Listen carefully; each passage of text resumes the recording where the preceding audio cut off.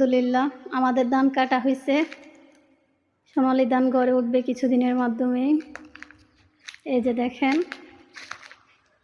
সবগুলা কাটা হয়েছে আলহামদুলিল্লাহ।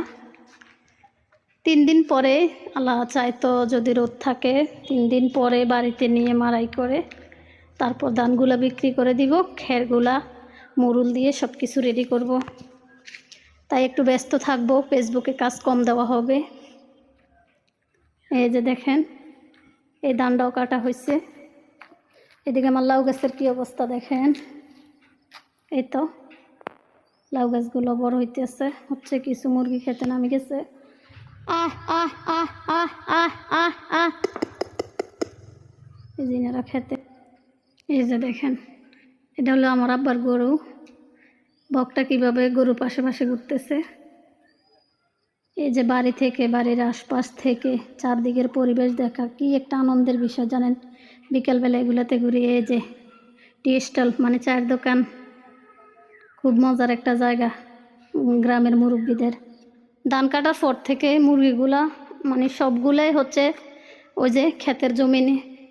2-4টা মুরগি শুধু বাড়িতে আছে। আজকে অনেক দিন ধরে রাখছে, আমার অনেকগুলো মুরগি নষ্ট হয়েছে ওই দিন। ওনারা হচ্ছে যে পুকুরে এখানে থাকতে স্বাচ্ছন্দ্য বোধ করে। আমি কালকে হচ্ছে আরেক লোক দিয়ে এগুলো পরিষ্কার করাইছি দেখেন। আজকে হচ্ছে আবার পরিষ্কার জায়গা থাকতে হাগু করতে ওনারা পছন্দ করে।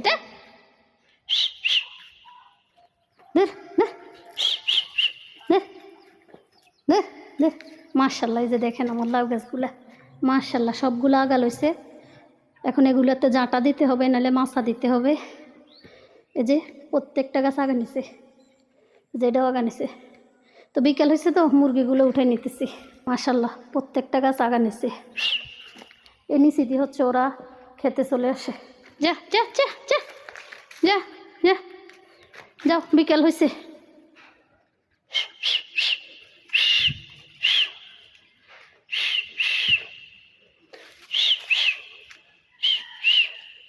বাকি মুরগিগুলো ওই যে ওইদিকে আছে, ওইগুলোরও আনতে হবে।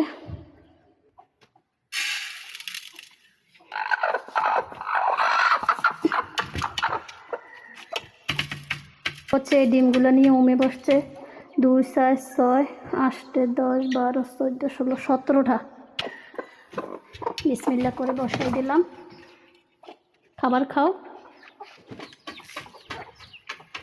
আহ আহ আহ আহ আহ আহ আহ আহ তো আমার রাতা মোরগটা হচ্ছে ওইদিকে চলে গেছে। এটারে এখন আনতে যাবে। এই যে ওয়ালের উপর দিয়ে লাফ দিয়ে উনি চলে গেল। এই যে দেখেন ও এইদিকে থাকে।